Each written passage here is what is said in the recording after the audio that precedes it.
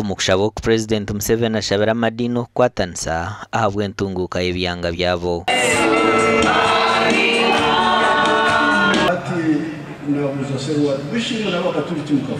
And I asked Serwada, you and the Catholics, what happened between you? Why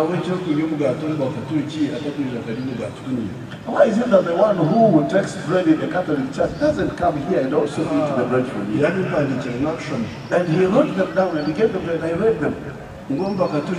That in the Catholic Church,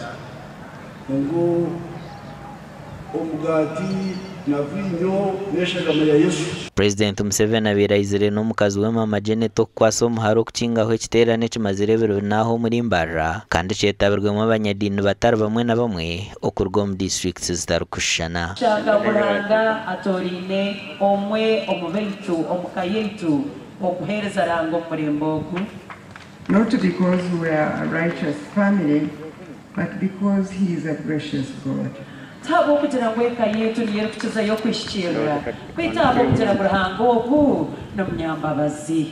Patience Rwawogo biratebekanise ekiterane kinagira ngo kujono hamwe no kwikiriza cyumuheriro kutamburira amahande gorukire. Kandi twaretemme etebekanisa za ankoreza no mishugarhanga. After repentance, we had a powerful time of uprooting and pulling down the strongholds in the land. Ahanyuma yo kwitisa tukagiro bwire buruji bwo gukura tukashenye ngo zone zitwire zitegeka mwanyo. Amakuraga gashakwa Ali Waswa.